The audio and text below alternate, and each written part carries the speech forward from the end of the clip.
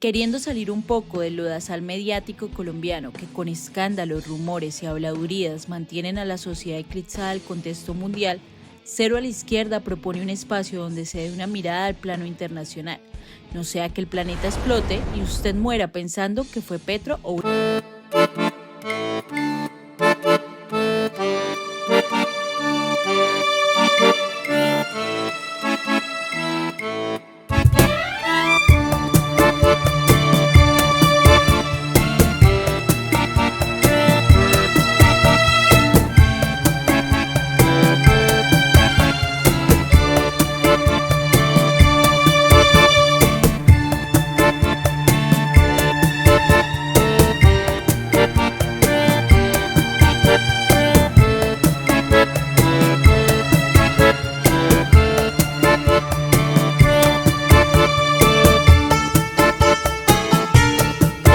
Bueno, muchachos, se habla mucho en redes sociales, en las noticias de la guerra entre Ucrania y Rusia. Hay una pregunta que surge también de estas mismas redes y es, ¿acaso estamos ante una tercera guerra mundial? Actualmente se cree que la guerra empezó con la invasión rusa o la operación militar especial, como lo llaman en Rusia, iniciada el 24 de febrero del 2022. Pero no, hay unos antecedentes que es muy importante tener en cuenta para abordar este asunto. Para pillar los antecedentes, yo dividiría la vuelta en tres momentos. Primero, con el levantamiento previo. Y es que en noviembre del 2013, un hecho de lo más cotidiano en cualquier país, pues nacen unas revueltas generadas después de una decisión que toma el presidente de ese entonces, Víctor Yanukovych, con respecto a suspender unos acercamientos que tenía Ucrania con la Unión Europea a través de un acuerdo de libre comercio. Esa decisión pues generó bastante descontento en un sector de la población, quien veía como una influencia rusa ahí detrás de esa decisión de Víctor Yanukovych, y ellos estaban más ligados como a la idea de integrarse con Occidente, principalmente pues con ese bloque de la Unión Europea. Los levantamientos que surgieron de esa vuelta suscitaron lo que históricamente se conoce como el Euromaidán. Ustedes lo recuerdan mucho porque se volvió muy mediático en este lado del mundo a partir de lo que los medios mostraban como que la gente en las calles protestando contra el régimen de Yanukovych, contra el régimen que se encontraba influenciado por Rusia, que alejaba a Ucrania de su integración con el mundo occidental. Y pues ciertamente uno, si lo mira desde el punto de vista de los intereses cruzados, sí veía que ese acercamiento con la Unión Europea pues representaba una especie de divorcio comercial con Rusia en ese momento. Entonces, indudablemente el Euromaidán puso en evidencia un conjunto de influencias ahí en el escenario de Europa del Este. ¿Qué pasó? Que este descontento también sirvió para generar un escenario de movilizaciones constantes en donde dentro de la gente que salía a la calle se reforzaron unos sentimientos de nacionalismo ucraniano y de rechazo a la influencia rusa. Y es que dentro de ese mosaico que trajo esa coyuntura, es decir, dentro de esas movilizaciones, cada vez comenzaba a hacerse más notorio el protagonismo de grupos ultranacionalistas y de extrema derecha. Podemos entonces considerar una réplica de este levantamiento en Ucrania con el Euromaidán, con lo que fue desde el 2010, en lo que se dio en la primavera árabe en Libia, en Siria, en Túnez y su intervención por parte de la OTAN. Porque en últimas, tanto en la primavera árabe como en el Euromaidán terminan tumbando al presidente. Sí, aquí pasó eso, precisamente las protestas se prolongaron tanto y se expandieron a otros lugares del país que finalmente el presidente Yanukovych, ante la presión, pues abandona el cargo. O sea, el man se abre un día de febrero y huye, y días después resulta por allá en Rusia denunciando un golpe de estado en su contra. Y también es claro que de la génesis del conflicto ya vamos escuchando la Unión Europea y ese interés ahí de esa parte del bloque europeo. Sí, ahí se hace más latente entonces una tensión entre Occidente y Rusia, y es que ante el vacío de poder y el caos que generaron todas estas protestas, pues en Rusia no estaban como viendo la situación de brazos cruzados. Hubo otro momento que yo lo consideraría el segundo episodio en los antecedentes a la guerra que marcó un antes y un después. Semanas antes de la vuelta a escalar más, desde Rusia ya venían analizando las cosas y ante la emergencia, pues Putin inició una movida silenciosa para tomar el control de un territorio estratégico para Rusia y que estaba en Ucrania, que era la península de Crimea. ¿Por qué es importante Crimea? Pues históricamente siempre ha estado muy ligada a Rusia y es una región con población predominantemente rusófona. ¿Qué pasó? Que mientras pasaba el asunto de las protestas y el vacío que quedó después de que Yanukovych se fue, la gente en Kiev dijo como, bueno, ¿y ahora qué? Mientras se armaba como tal un nuevo gobierno, un nuevo régimen que pusiera en orden la vuelta, pues los rusos aprovecharon el desorden y montaron toda una operación para tomar control de la península de por sí. Entonces, eso fue también casi que un episodio de película porque de un día para otro en Crimea amaneció la vuelta de una intervención militar bastante curiosa. Eran militares rusos, pero no tenían las insignias propias del ejército ruso. Entonces todo el mundo quedó como, uy, rezano, ¿quién es esta gente? ¿Quiénes son estos militares? ¿Y por qué se posicionan estratégicamente en las entradas hacia la península y en los batallones que tenía Ucrania en ese momento ahí en Crimea? Entonces la vuelta, como les digo, fue casi de película, fue una movida de ajedrez tremenda porque casi que sin hacer mayor derramamiento de sangre, Rusia se hizo al control de Crimea y los ucranianos dentro de todo el drama que habían vivido las semanas antes, como que no pudieron reaccionar ante esa movida. Dentro de las razones que los rusos alegaron para tal acción, pues se comentó que los habitantes que vivían en la península corrían el riesgo por ser rusófonos y tener un vínculo estrecho con Rusia, corrían cierto riesgo a causa del extremismo y el sentimiento antirruso de quienes se habían establecido ahí en el nuevo régimen de Kiev tras la salida de Yanukovych. Y pues la verdad es que si bien esto era cierto, pues también hay que reconocer que Rusia desarrolló tal maniobra para asegurar su posición geopolítica y su salida por el Mar Negro, porque recordemos que ahí en Crimea hay una base militar rusa desde hace bastante tiempo en Sebastopol, en donde se encuentra la flota naval del Mar Negro y es la que le asegura la salida al mar Mediterráneo a Rusia en esa parte del mundo. Entonces, más allá de proteger a la población rusa o ligada a Rusia, pues también estaba el interés de conservar un punto estratégico para ese país en el Mar Negro y en el Mediterráneo. Entonces, tras asegurar militarmente la península, se celebra en marzo de 2014, se celebra un referéndum en el que se preguntó a las personas como que, bueno, como república autónoma, ¿ustedes quieren unirse a la Federación Rusa? En ese referéndum, el 95% de la población votante apoyó la idea. Entonces, pues, de un momento a otro, Crimea resultó siendo parte ya de la Federación Rusa y los ucranianos no pudieron hacer nada. Más allá que el pataleo que hicieron y de que Occidente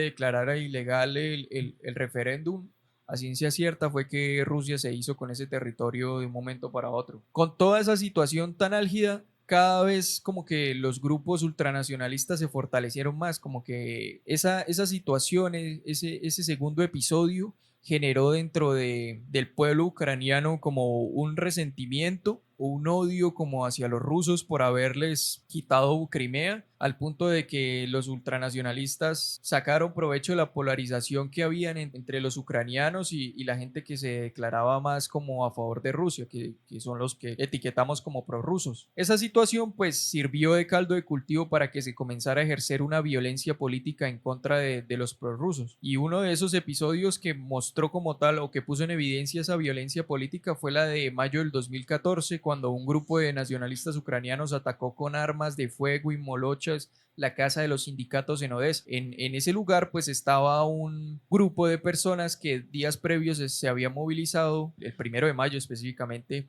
en el marco del Día Internacional de los Trabajadores, y estaban exigiendo un referéndum para proclamar una república autónoma y exigir la descentralización del poder de Kiev. Ese choque que se generó pues provocó que el edificio de los sindicatos de Odessa fuera incinerado. En ese hecho de violencia murieron quemadas alrededor de 42 personas. Entonces, como que la población que en Ucrania se encontraba a favor de no abandonar como esos lazos históricos que se tenían con Rusia y de esos lazos comerciales, pues comenzaron a ver cada vez como con más miedo el crecimiento de esos sectores ultranacionalistas ucranianos. Y ahí se levanta un tercer episodio, un tercer momento de contexto que a mí me parece importante para entender la guerra al día de hoy, y es el asunto de la llegada de Poroshenko y la sombra del neonazismo en el nuevo régimen de Kiev. Y es que a mitad de año del 2014, después de que se va Yanukovych y se crea un gobierno de transición, hay nuevas elecciones y queda elegido Poroshenko, Petro Poroshenko. Y pues el man le tocó asumir el país en una situación política y económica bastante compleja y en donde predominaban los discursos de odio. Una cosa es ser nacionalista, es decir, de estar a favor de tener una identidad como país, un territorio y todo esto. Y otra cosa es llenar ese nacionalismo con discursos de odio que ya terminan es alentando posturas más ligadas al fascismo, por ejemplo. Y eso fue lo que le empezó a pasar al típico nacionalismo ucraniano, que comenzó dentro de todo el drama que estaban viviendo a adoptar elementos de su historia que enaltecían figuras como Stepan Bandera. ¿Quién fue Stepan Bandera? Fue uno de los colaboradores de los nazis durante la Segunda Guerra Mundial y que estuvo encargado de perseguir judíos, polacos y comunistas. Es un personaje bastante polémico que empieza a adoptar un sector de la sociedad ucraniana y que empieza a generar cierta influencia en la política de ese país. Aunque realmente la incidencia de estos ultranacionalistas es muy limitada al día de hoy en el escenario político ucraniano, lo cierto es que su aceptación y normalización se ha afianzado bastante, al punto de que ha servido casi que de recurso motivacional para que neonazis de toda Europa vengan a luchar contra las poblaciones que se declaran como en contra del régimen de Kiev. Y es ahí donde se desemboca las confrontaciones militares más densas una vez terminado ese episodio del Euromaidán y el establecimiento de un nuevo régimen. Y es la guerra del Donbass. Y ese es como el tercer episodio que cierra ese antecedente a la guerra de hoy. ¿Y qué pasa? En las provincias del este de Ucrania, es decir, las que están ahí en la frontera con Rusia, hay una región que se le conoce como Donbass, que la componen dos oblas o provincias, como lo llaman allá en esa parte del mundo, que es la provincia de Luhansk y la provincia de Donetsk, quienes con el tiempo, al ver toda esa situación tan álgida en el país y al ver que esos sectores nacionalistas antirrusos comenzaron a tomar fuerza, pues empiezan a establecerse como fuerzas ya separatistas y empiezan a autoproclamar repúblicas independientes al régimen de Kiev. Y de ahí lo que vemos es que desde el año 2014 hasta el año 2022 en el este de Ucrania se vio un escenario de guerra entre las fuerzas ucranianas leales al régimen de Kiev y los separatistas del Donbass. Es muy complejo porque ahí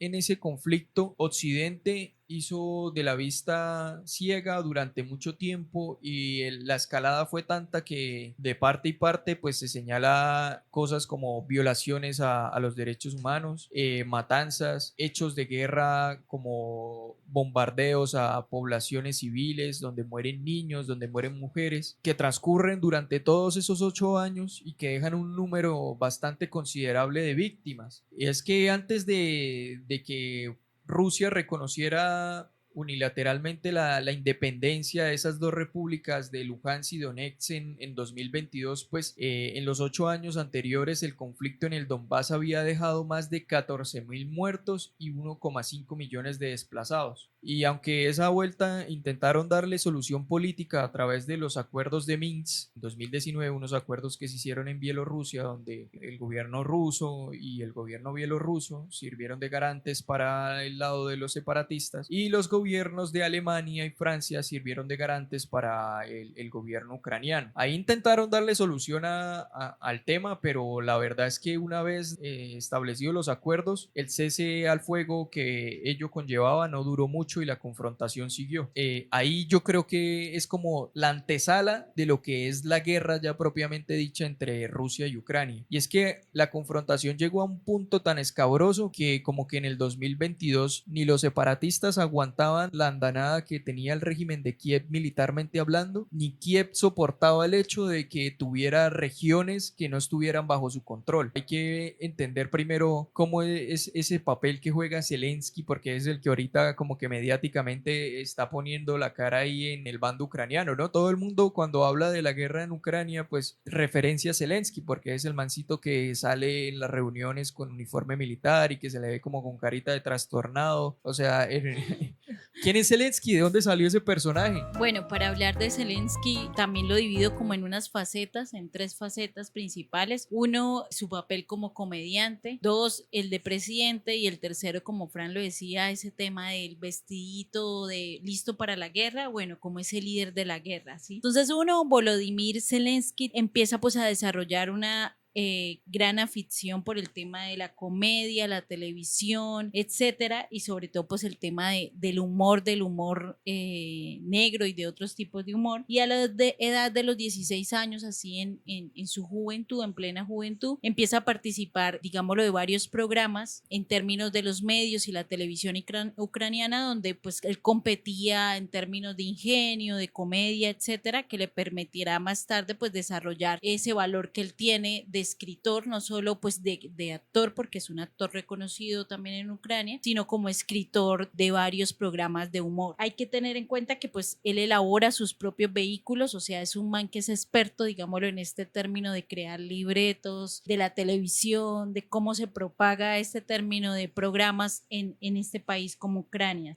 También en sus últimos papeles, hay como tenerlo en cuenta, hizo varias series románticas, series de amor, también participó en un concurso que están de moda en todos los países y son esos realities, y un reality que en todos los países está, que es Bailando con las Estrellas. Entonces Zelensky en sus últimas apariciones en televisión antes de ser presidente fue en un programa Bailando con las Estrellas. Otro ejemplo de outsiders en la política global. Así se le califica, pues digámoslo, lo ven muchísimas personas especialistas en todo este término político, califican a Zelensky, pero hay que hacer pues un pare, digámoslo, en un papel importante que nos da a la segunda faceta de Zelensky en el término de presidente, y es el papel que hizo de Vasily Petrovich Goloborodok, y fue en una serie llamada Sluga Naroda, que en español es Servidor del Pueblo. ¿Por qué marcamos ahí? Pues porque esto nos va a dar también un inicio en el tema de sus movidas.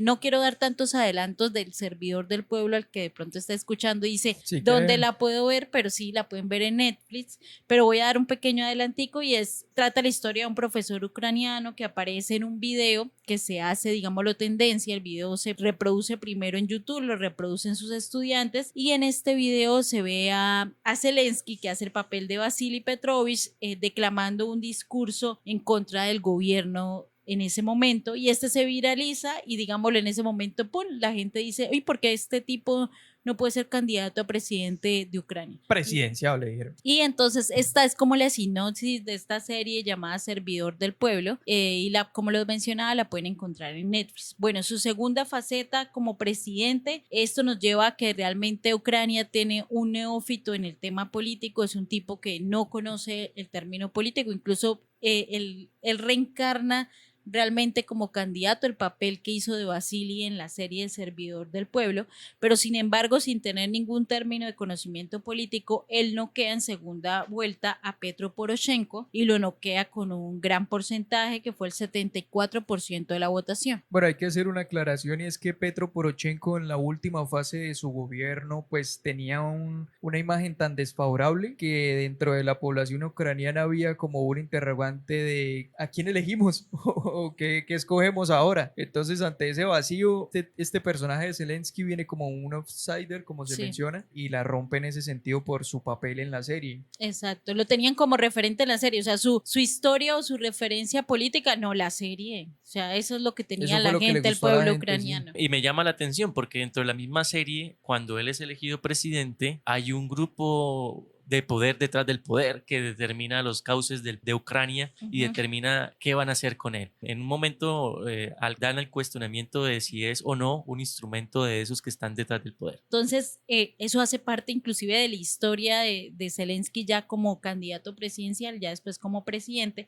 Pero bueno, Zelensky desata una cruzada moral contra la corrupción, eso no es nada raro en estas nuevas tendencias de presidentes y de candidatos. Y en el 2018 él registra un partido partido con el mismo nombre de la teleserie.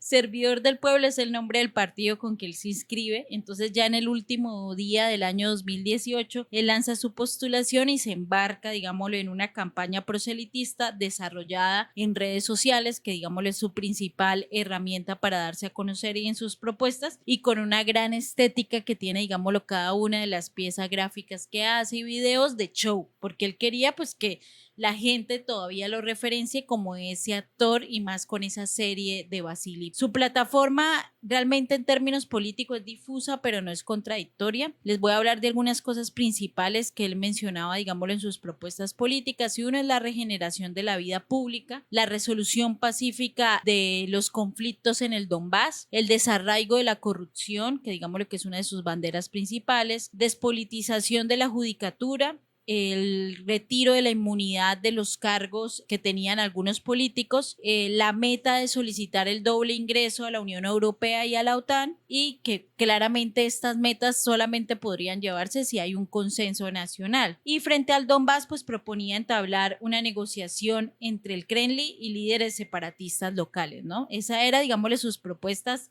como candidato, ¿no?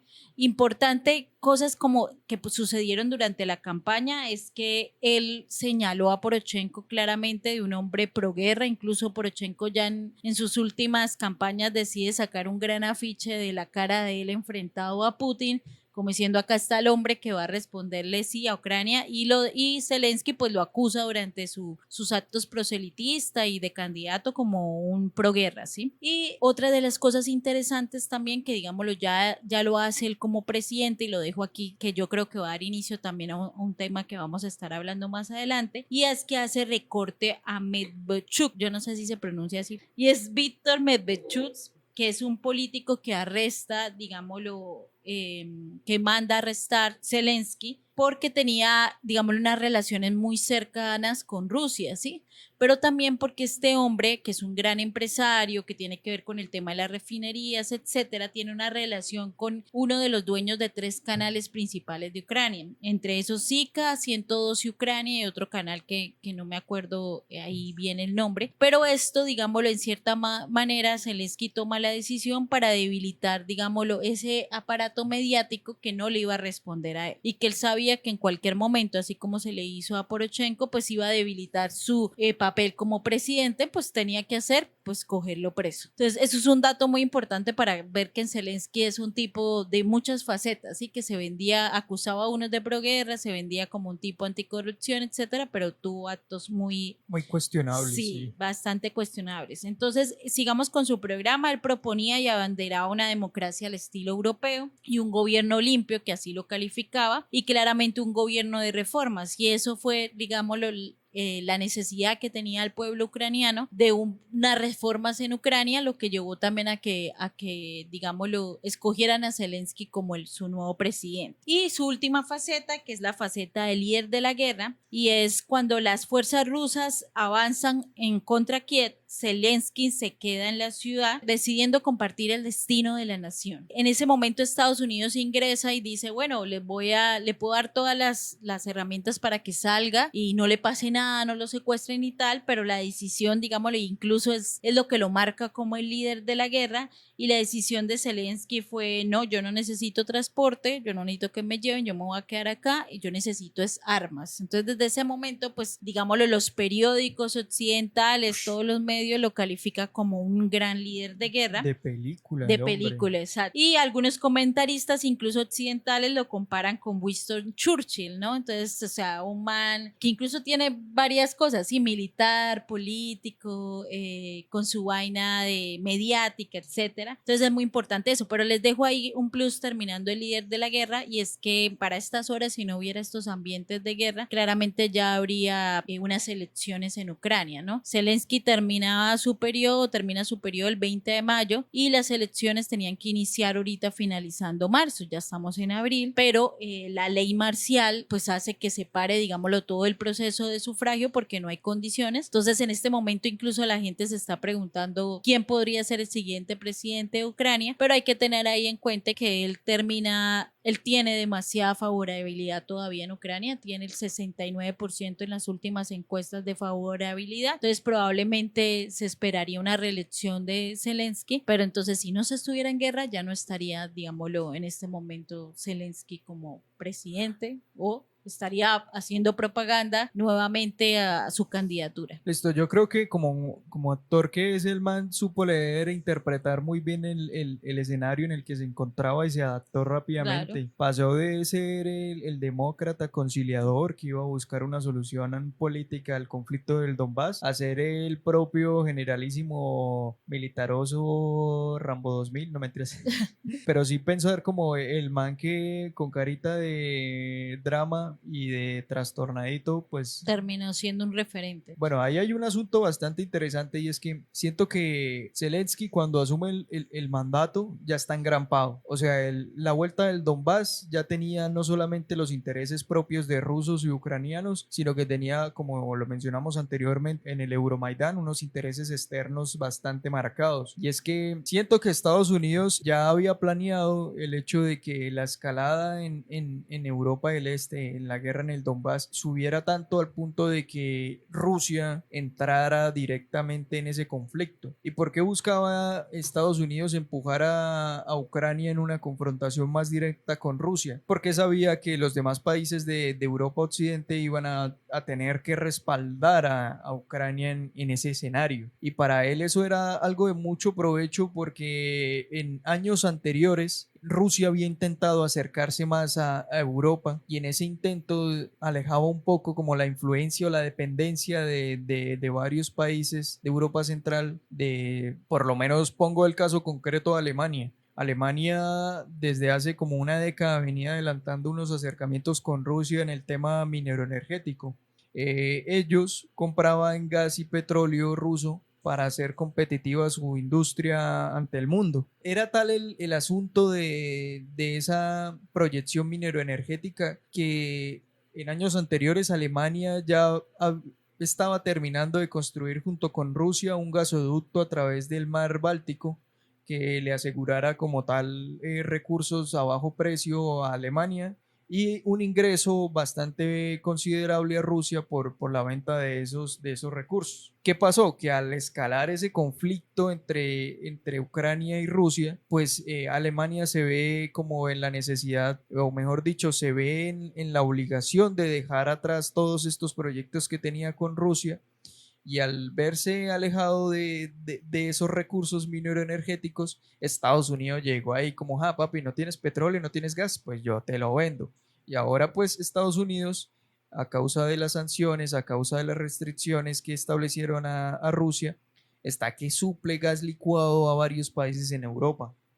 Entonces vemos que lo que es un problema para el otro es una ganga para mí, dijo Estados Unidos, y ahí lo está aprovechando al 100%. Y lo que uno supone de esa situación es que lo del Donbass no fue como que algo espontáneo y que se salió de las manos, sino que ya se estaba planeando realmente que eso escalara al punto de que Rusia y Ucrania estuvieran agarradísimos, de que la OTAN ya se vea casi empujada también a apoyar a Ucrania cada vez más. Y ahí es donde nos preguntamos entonces, esa guerra indirecta que se estaba midiendo entre Rusia y Occidente, específicamente la OTAN, ya no es tan indirecta porque ya en este nuevo escenario vemos una confrontación cada vez más entre los rusos y los recursos que lleva Europa a través de la OTAN a Ucrania. El análisis de este conflicto entre Ucrania y Rusia revela una compleja red de intereses geopolíticos y económicos, eso es clarísimo, en la que Estados Unidos juega un papel significativo. Históricamente Rusia y Ucrania tienen una relación muy marcada, lazos históricos y culturales, como lo mencionó. Hay que tener en cuenta que Ucrania es de gran importancia estratégica debido a su ubicación y sus recursos naturales. Si bien es cierto, para Rusia, Ucrania representa el abastecimiento de alimentos y lo ha sido durante toda su historia. Pero esta relación se ha visto afectada más que todo por como lo mencionamos al inicio, en primera instancia, digamos, esta relación cultural después de la caída del muro de Berlín y de la definición de Ucrania como nación y la agenda de la OTAN en su necesidad de ir avanzando en lo que es el este de Europa. Esto ha generado estas tensiones. Revisando los intereses económicos de Estados Unidos en la región, son multifacéticos. Incluyen aspectos como la seguridad energética, la venta de armas, y la estrategia de Estados Unidos ha sido una manera de mantener su hegemonía a nivel global, utilizando el conflicto y la guerra como un medio para fortalecer su presencia en el mercado energético, en la industria militar, y acelerar su economía a través de la asistencia de la industria de defensa, en este caso para Ucrania. Además, Estados Unidos tiene un interés en limitar la influencia de Rusia en Europa del Este, y por eso ha venido generando ese apoyo a Ucrania en su guerra contra Rusia. Tenemos que revisar también el tema de las cifras en apoyo económico y militar que va a representar el devenir del conflicto como tal. Revisando, por ejemplo, en Estados Unidos, y esto demarca totalmente la influencia de Estados Unidos en esta guerra, ha aportado en casi 42.8 miles de millones de euros al conflicto en Ucrania. Alemania con un 7.5, el Reino Unido con un 6.6 y Polonia con un 3.0 miles de millones de euros en asistencia financiera y militar para Ucrania. Eso marca como tal ya un bando de Occidente, pero en esencia marcada y comandada por los Estados Unidos. Y esto también demuestra un poco el bache en el que se encuentra el conflicto actualmente, en donde encontramos a un Zelensky solicitando ayuda militar, ayuda financiera a los Estados Unidos, casi rogándole al gobierno norteamericano para que pueda aprobar en el Congreso esta asistencia, este paquete de asistencia a Ucrania, que está en un vaivén debido, digamos, a que nos encontramos en un periodo de elecciones presidenciales en las cuales Trump y Biden se confrontan tanto como los republicanos y los demócratas en el Congreso, teniendo en cuenta que se marca también ese nuevo conflicto entre Israel y Palestina. Eso también demarca como tal el devenir de lo que vaya a suceder en Ucrania. Pues al día de hoy ya encontramos una figura de Zelensky en el cual anuncia confrontaciones con Rusia, pero al mismo tiempo solicitando y casi rogando al gobierno norteamericano su asistencia financiera y militar para poder sobrellevar esta guerra, porque en Europa ya se entiende, incluso en los titulares de diversos medios de comunicación, ya dejan en entredicho una posible victoria de Ucrania frente a Rusia, incluso alentándola a que ya desistan del Donbass. Sin embargo, ante la incertidumbre del apoyo o no de Estados Unidos de seguir financiando a Ucrania, la Unión Europea, en cabeza de figuras como la de Emmanuel Macron, el presidente de Francia, ha tratado de llevar a Europa a un escenario de confrontación directa con Rusia. Haremos todo lo posible para que Rusia no pueda ganar esta guerra. La prioridad de prioridades es la cuestión de munición. Estamos convencidos de que la derrota de Rusia es indispensable para la seguridad y la estabilidad de Europa. En este punto hay que tener algo un poco claro. Actualmente Ucrania no está dentro de la OTAN, no ha sido aprobado su ingreso a la OTAN, lo que significa que cualquier agresión que Rusia pueda hacer a Ucrania no representa como tal un riesgo para la OTAN. Pero en estas declaraciones de Emmanuel Macron, en el que incita a la Unión Europea a hacer confrontación militar directa, representa un riesgo en el sentido en que cualquier respuesta que tenga Rusia hacia un ataque proveniente de Francia, Alemania, cualquier miembro de la OTAN puede representar una insinuación al punto 5 del acuerdo de la OTAN, en la que establecen que un ataque a cualquier miembro de la OTAN representa una agresión a todas las naciones dentro de la organización. Ya después de escuchar tanto el recuento que hace Fran de la primera etapa de la guerra, como ya de escuchar el análisis que hace William sobre ya Occidente propiamente en la guerra, pues queda claro que la relación de palabras que mejor exponen a las fuerzas enfrentadas en este momento son Rusia y el orden hegemónico mundial. En este punto ya uno lo que primero se tiene que preguntar es si esta escalada de la guerra y esta situación en la que estamos en este momento tiene las repercusiones suficientes como para alterar el orden geopolítico mundial, o si por el contrario creen que en algún momento la escalada va a bajar y va a seguir el orden hegemónico que encabezado por bloque europeo. Bueno, para darnos una mirada desde Europa nos acompaña hoy la profesora Priscil, docente e investigadora del Departamento de Estudios de la Guerra en Swedish Defense University en Suecia, que nos comentará cómo está el panorama en Europa en esta movida entre la OTAN y Rusia. En este momento les estoy hablando desde Suecia y pues desde los últimos años se han visto numerosos cambios en la política exterior del país. En primer lugar, se tiene que ver que la guerra entre Ucrania y Rusia ha provocado unos cambios importantes en los países europeos. Por ejemplo, Suecia se ha vuelto oficialmente miembro de la OTAN el 7 de marzo pasado. Así que después de una larga historia de no alineamiento, el posicionamiento oficial sueco se ha tornado cada vez más alineado con la OTAN y un discurso como crecientemente militarizado, securitizado, bélico. Por ejemplo, se están escuchando declaraciones oficiales que Rusia seguirá siendo una grave amenaza para la seguridad de Suecia en un futuro cercano, una amenaza a la democracia. Y pues que por otro lado, pues el apoyo a la OTAN, aunque no oficial, ha sido constante en varias geografías del mundo, por ejemplo en Kosovo, Afganistán o Irak, ¿no? No era como nuevo, solo que no era tan oficial como ser miembro de la OTAN. Pero bueno, realmente, ¿cuál es la amenaza y contra quién? Y bueno, de ahí vemos que por un lado hay una construcción de un discurso nacionalista y de defensa y una forma un poco, pues eso sirve a legitimar el ingreso a la OTAN. Y al final, y creo que eso es lo más importante que quiero apuntar, es que existe una doble moral y una hipocresía que es muy difícil de poner en la mesa aquí y debatir en Europa. Y esa doble moral es el sostén incondicional que da la Unión Europea a Ucrania para combatir el invasor ruso frente a un silenciamiento total del genocidio contra las poblaciones palestinas. Ambos casos presentan graves violaciones del derecho internacional humanitario, pero son tratados de formas completamente distintas. Entonces, pues, solo terminar por decir que hay una urgencia por preguntarnos por qué hemos fallido una y otra vez y estamos fallando otra vez en reconocer que cada persona debería poder ser incluida en la misma visión de lo humano, en la misma definición de lo humano. Y pues quizás es desde esa posición ética que podríamos resistir colectivamente, ¿no? A la militarización, la colonización y pues no dejar que ocurrir genocidios delante de nuestros ojos. Bueno, y también para tener una perspectiva del otro lado, nuestro parcero William David Segura, quien ya lleva un tiempo viviendo allí en San Petersburgo, nos va a dar una radiografía de cómo está viviendo la sociedad rusa todo este conflicto con Ucrania y la posible escalada ahora con la entrada de la OTAN. Hablar sobre la guerra como tal con Ucrania o digamos la operación especial como acá lo dicen, con un ruso de a pie no es muy común, ¿sí? Tiene que haber, digamos, como cierta empatía, conocerse o algo para poder entablar esa discusión porque es un tema bastante sensible. Si uno mira la composición social, prácticamente en Ucrania el 70% es de las personas vienen de un origen de familia rusa. Y aquí en Rusia, casi por estadística, el 30% de las personas tienen familiares o es de origen ucraniano. Entonces también es bastante sensible y la gente no toca ese tema tan fácilmente. Sin embargo, en la cotidianidad, pues se sabe que está la operación especial, se sabe que hay gente que está yendo allá al frente.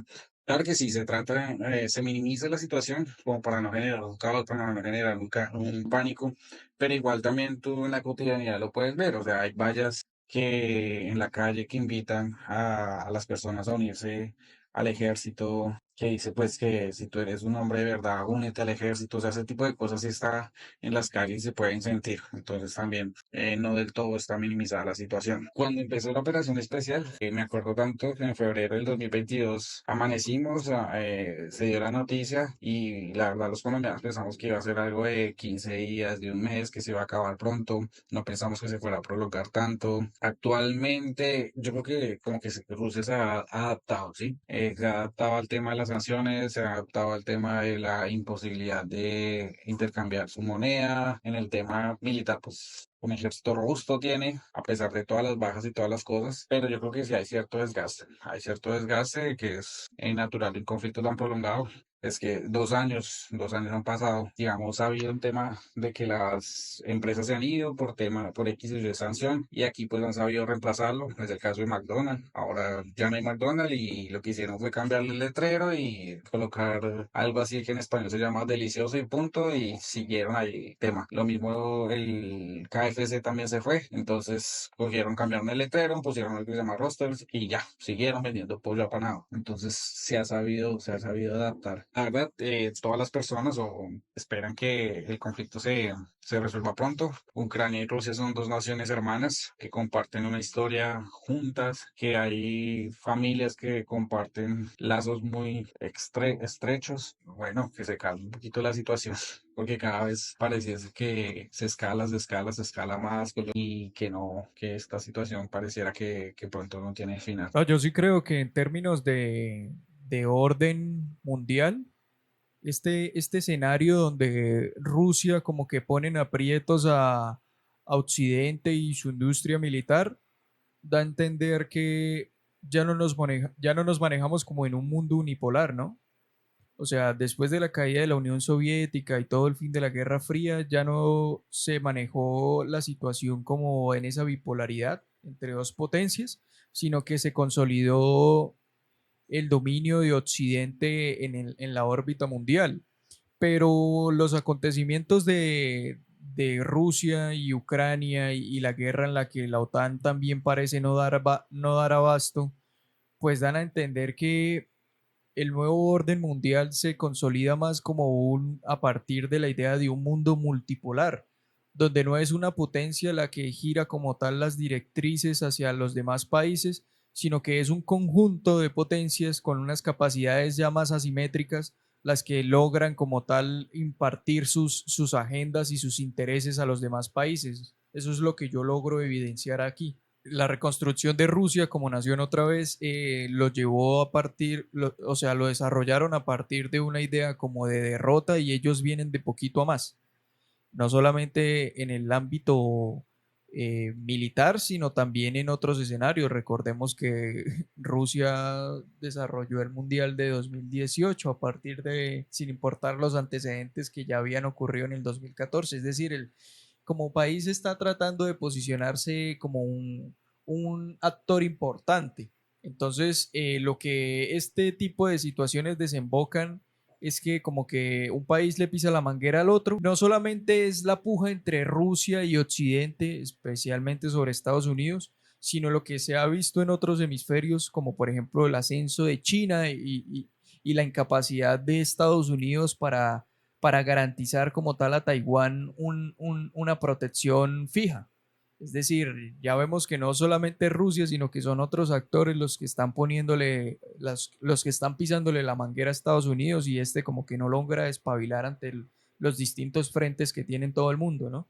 Bueno, precisamente esta guerra, este conflicto es tomado por mucha gente como una apuesta que Europa y el bloque hegemónico actual hicieron y que terminó de cierta forma saliendo mal porque es precisamente en el desarrollo de la guerra, tanto militar como informática, mediática. Rusia demuestra cierta suficiencia y cierta fuerza que inmediatamente lo posiciona como el vocero de esa nueva propuesta multipolar. Es evidente que en el desarrollo de esta guerra, Rusia, sin proponérselo, ha logrado poner en evidencia un sistema hegemónico unilateral que de cierta forma, como lo dice el mismo presidente Putin, es parasitario y vive de esfoliar a los demás países. A nivel internacional, la propuesta multipolar cala y muestra a Rusia como ese vocero, y ese no es como un país emergente así que digamos que llegue a reclamar algo, sino que quizás es un país que digamos en el periodo del siglo XX, tanto después de la Primera como de la Segunda Guerra Mundial, fue ese otro protagonista que marcaba la pauta con Estados Unidos hasta la caída de la Unión Soviética, que es cuando ya ese mundo bipolar que conocía la gente acabó y esa lo que hoy conocemos, a lo que hoy conocemos como la hegemonía de Washington. No, yo creo que también no solamente Occidente se ha quedado corta en responder ante la industria y el poderío ruso, que también se ha visto limitado, pero no se ve tan corto como vemos aquí a Occidente haciendo maromas para recoger toda la ayuda y la logística que necesita Ucrania. Y yo veo que Occidente no logra no solamente entender a Rusia en cuanto a su capacidad, sino también en cuanto a su mentalidad. Es decir, acá nos hemos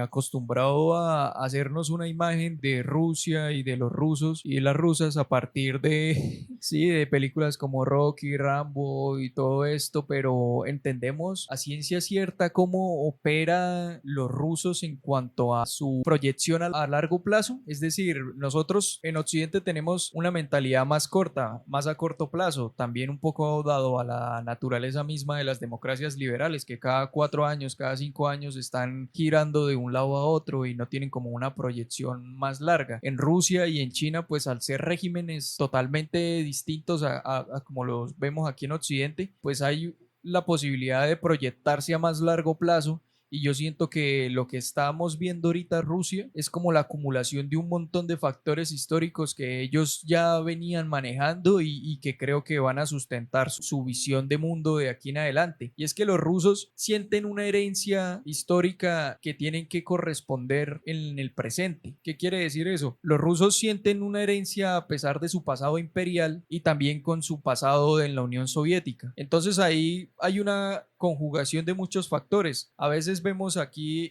erróneamente e incluso ignorantemente hablando a Rusia como una extensión todavía de lo que era la URSS. Entonces decimos Putin es un comunista y no sé qué. Y no, Putin en realidad es un tipo de lo más conservador y ortodoxo propio de su cultura, pero que no ignora como tal el pasado glorioso que tuvo en otras épocas en el marco de la Unión Soviética, donde sí, o sea, ellos eran potencia en el ámbito militar, en el ámbito científico, en el ámbito económico. Entonces eso también ellos lo recogen dentro de su proyección en el mundo y vemos un país con un pasado tremendo que se vio como menospreciado con la caída del muro de Berlín y la desintegración de la URSS, pero que ahorita como que se amarra de todos los factores positivos que tuvo antes para hacerle frente a los demás actores que hay en el orden mundial. Europa se dio un tiro en el pie en dejarse llevar por ese conflicto en Ucrania y dejarlo escalar porque, como lo mencioné anteriormente, Estados Unidos es la que ha terminado beneficiada totalmente de esa guerra y los europeos están sirviendo desde plataforma de trampolín para un escenario más complejo que es el de una guerra ya directa entre fuerzas estadounidenses con fuerzas rusas, que es como lo que ya podríamos decir que configura el llamado escenario de tercera guerra mundial. Y pues hay que también añadirle un elemento nuevo que eso da una dinámica diferente a la guerra con Rusia y es el tema de la guerra de Israel, el genocidio de Israel hacia Palestina. Incluso ahí donde entra la confrontación un poco en el escenario político electoral estadounidense. Trump es más pro guerra contra Palestina que contra Rusia. No, curiosamente como que los acontecimientos en Oriente Medio y todo lo que ha sido la guerra contra Palestina por parte de Israel como que retrasó un posible desenlace en el conflicto ruso-ucraniano, ¿no? Porque sí, listo, veíamos a un Estados Unidos totalmente comprometido en la búsqueda de recursos militares y económicos a favor de Ucrania y ahorita como que ha tenido que tomar una pausa para echarle ojo a qué es lo que está pasando con Israel y todo lo que está haciendo, porque ya lo que vemos en Medio Oriente es que no solamente es como que Israel masacrando a la población de Gaza, sino también provocando un conflicto directo con Irán y ya eso es una escalada que yo creo que, como lo mencionaba ahorita, a Estados Unidos se le sale de las manos. Si para evitar un conflicto de Irán con Israel, Estados Unidos tiene que dejar tirado a Ucrania, yo creo que en el caso de Biden sí lo haría. Sí lo haría. En el caso de Trump, pues tocaría mirar cómo se desenvuelve Trump, porque yo siento que él se mueve más al compás como de los réditos económicos. O sea, si una guerra no me genera una ganancia en lo económico, no me interesa meter a Estados Unidos ahí. Yo veo más la mentalidad de Trump en ese sentido. En cambio, en Biden sí es hegemonía pura y dura. No importa cuánto dinero se gaste, no importa cuántos recursos en vidas o en bienes materiales se pierdan, lo importante es mantener la hegemonía militar y política de Estados Unidos en todo el mundo. No sé, el desenlace se ve complejo, no podríamos afirmar que estamos a puertas de una tercera guerra mundial, pero yo lo único que digo es que en un posible escenario de esos, qué bonito ser latinoamericano. Aquí con nuestros dramas, con nuestras peleas internas, pero no estamos tan a merced de lo que serían las dimensiones de una confrontación de ese tipo, que ya como mencionamos sería de magnitudes nucleares. Yo creo que en un siguiente capítulo deberíamos hablar de, frente a esa tercera guerra mundial, Latinoamérica, Bueno, no sé si ya para cerrar. Y esta misma semana hemos visto cómo vuelven a sonar tambores de guerra que vienen de Estados Unidos. ¿Y qué hacen los jerarcas europeos? Agachar la cabeza y decir sí, señor, sí, señor. ¿Qué dice Ursula von der Leyen? ¿Qué dice el señor Macron? Que tenemos que poner Europa en economía de guerra. Que en el caso de que sea necesario, Europa tiene que entrar en guerra contra Rusia. Que esta guerra solo terminará de dos maneras, o con un enfrentamiento entre potencias nucleares o en una mesa de negociación y paz.